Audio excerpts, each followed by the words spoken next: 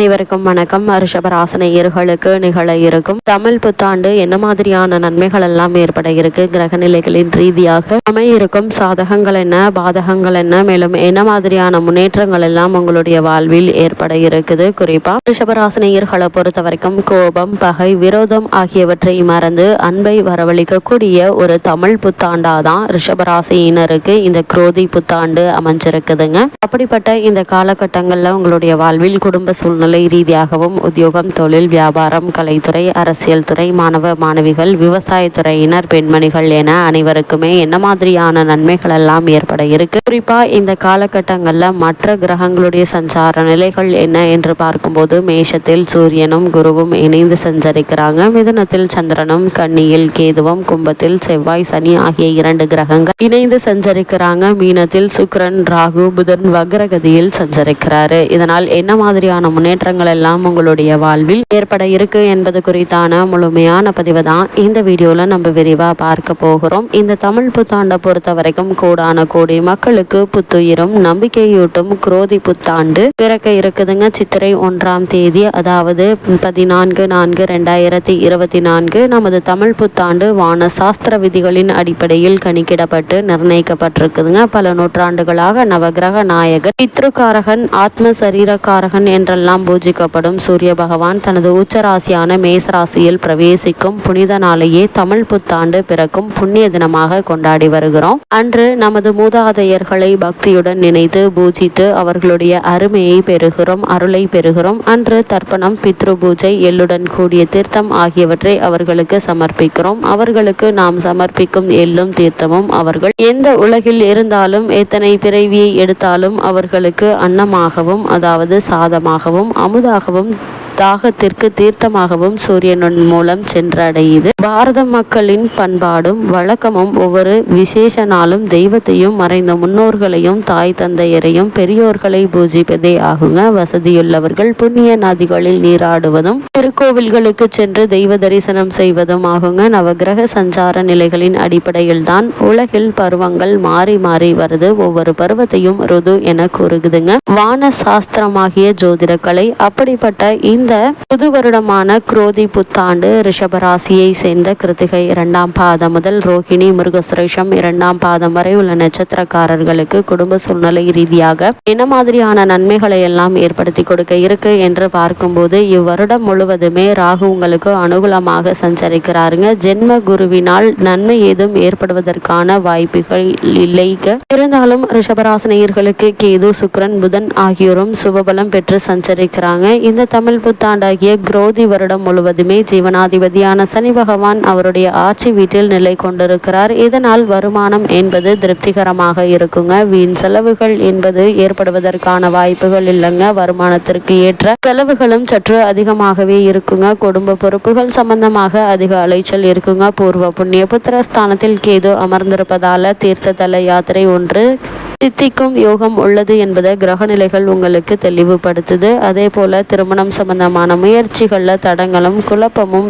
அதிகரிப்பதற்கான வாய்ப்புகள் இருக்குதுங்க. அவற்றின் காரணமாக வரன் அமைவது சற்று தாமதப்படுங்க. ரிஷபராசினியர்களை பொறுத்த வரைக்கும் இந்த குரோதி புத்தாண்டில் பழைய கடன்களினால் ஒரு சில கவலைகள் உண்டாகலாங்க. உஷ்ண சம்பந்தமான உடல் உபாதைகள் ஆகியவற்றை பாதிக்கும். குடும்ப பொறுப்புகள் சம்பந்தமாக அடிக்கடி வெளியூர் செல்ல வேண்டிய ஒரு சூழ்நிலை ஏற்பட இருக்கு என்பதை கிரகங்களுடைய சஞ்சார நிலைகள் தெளிவாகவும் உறுதியாகவும் உங்களுக்கு எடுத்து காட்டுது. அதே போல ரிஷபராசியை சேர்ந்த உத்தியோகஸ்தர்களுக்கு நிகழ இருக்கும் தமிழ் புத்தாண்டான குரோதி ஆண்டு என்ன மாதிரியான சூழ்நிலைகளை எல்லாம் உங்களுடைய வாழ்வில் ஏற்படுத்தி கொடுக்க இருக்கு என்று பார்க்கும்போது லாபஸ்தானத்தில் ராகுவும், ஜீவனஸ்தானத்தில் சனி பகவானும் ஆட்சி பீடத்தில் அமர்ந்திருப்பது வேலையில் சிறந்த யோக பலன்கள் கிடைக்க இருப்பதை தெளிவுபடுத்துதுங்க. மேலதிகாரிகளும் சக ஊழியர்களும் உங்களுக்கு ஒத்துழைப்பாங்க. இதுவரை எந்தவித காரணமுமே இல்லாமல் நிறுத்தி வைக்கப்பட்டுள்ள ஊதிய உயர்வு, பதவி உயர்வு ஆகியவை இனி கிடைப்பதற்கு ஆதரவாக சம்பந்தப்பட்ட கிரகங்களுடைய சஞ்சார நிலைகள் அமைஞ்சிருக்குதுங்க. வெளிநாடு சென்று பணியாற்ற வேண்டும் என்ற விருப்பம் இருந்துச்சு அப்படின்னா தற்போது அதற்கான முயற்சிகளை நீங்க மேற்கொள்ளலாங்க.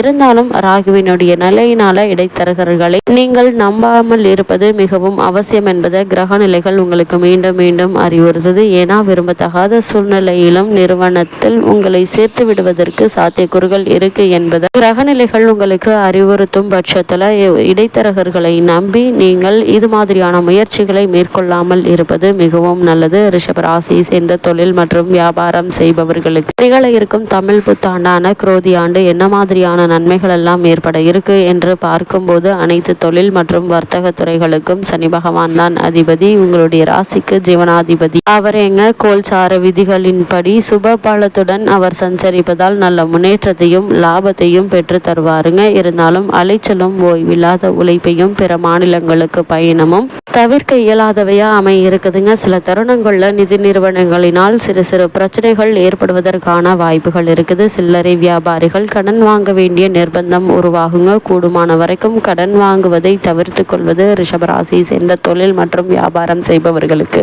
மிகவும் நல்லது என்பதை கிரகநிலைகள் உங்களுக்கு அறிவுறுத்துதுங்க. ரிஷபராசியை சேர்ந்த கலைத்துறையினரை பொறுத்த வரைக்கும் புத்தாண்டில் முதல் 7 மாதங்கள் அதாவது ஐப்பசி முடியும் வரை கிரகநிலைகள் உங்களுக்கு மிகவும் அனுகூலமாக சஞ்சரிக்குதுங்க. இந்த காலகட்டங்களில் வருமானம் போதிய அளவிற்கு இருக்குங்க. குறிப்பாக திரைப்படத்துறையினருக்கு லாபகரமான ஒரு காலகட்டமாக தான் இக்காலகட்டம் அமைய இருக்குது. புதிய படங்கள் மகத்தான வெற்றியையும் மக்களிடையே புகழ் ஓங்கவும் வைக்கும் என்பதை கிரகநிலைகள் தெளிவுபடுத்துதுங்க. அதே போல அரசியல் துறையினரை பொறுத்த வரைக்கும் சுக்கிரன் மட்டுமல்லங்க, அரசியல் துறைக்கு தொடர்பு கொண்டுள்ள அனைத்து கிரகங்களுமே சுபபலம் பெற்று திகழ்வதால அரசியல்ல நல்ல ஒரு முன்னேற்றம் ஏற்பட இருக்குதுங்க. கட்சியில் ஆதரவு பெருக இருக்குது. வரவிருக்கும் தேர்தலில் பொறுப்புள்ள பதவி ஒன்று நீங்கள் வகிக்கக்கூடிய ஒரு சூழ்நிலை ஏற்பட இருக்கு என்பதை கிரகங்களுடைய சஞ்சார நிலைகள் தெளிவாகவும் உறுதியாகவும் எடுத்து காட்டுது. ரிஷபராசியை சேர்ந்த மாணவ மாணவியரை பொறுத்த வரைக்கும் கல்விக்கு அதிபதியான புதன் இந்த புத்தாண்டில் ஓரளவு சாதகமாக வலம் வருகிறாரு. பல தருணங்கள்ல வீரியம் நிறைந்த கிரகங்களுடன் இணைய வேண்டிய அவசியம் உருவாகி இருக்குதுங்க. இந்த புத்தாண்டுல அத்தகைய தருணங்கள்ல புதன் தனது பலத்தை இழப்பதாக கிரகநிலைகள் விவரித்திருக்கு. அதனால் மாணவ மாணவிகளுக்கு கல்வி முன்னேற்றம் ஒரே சீராக இருக்குங்க. இருந்தாலும் பின்னடைவு சிறிதும் இருப்பதற்கான வாய்ப்புகள் என்பது கம்மிதான். விளையாட்டு போட்டிகள் ஆகியவற்றிலும் எளிதில் வெற்றி கிடைக்கக்கூடிய ஒரு வருடமா தான் இந்த தமிழ் புத்தாண்டு உங்களுக்கு அமைஞ்சிருக்குதுங்க. ரிஷபராசியை சேர்ந்த விவசாயத்துறையினரை பொறுத்த வரைக்கும் இப்புத்தாண்டில் மேகங்களுக்கு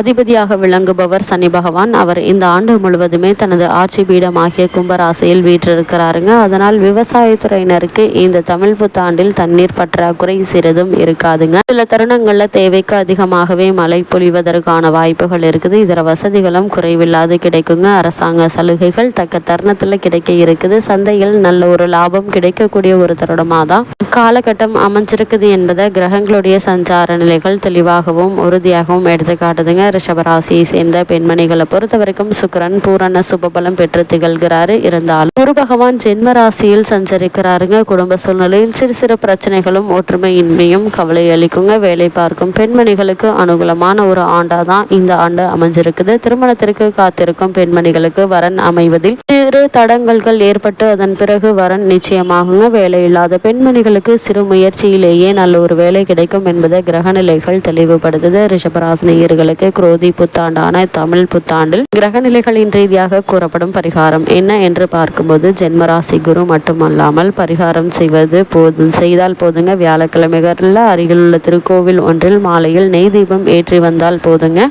எண்ணற்ற நன்மைகள் உங்களுடைய வாழ்வில் ஏற்படும்.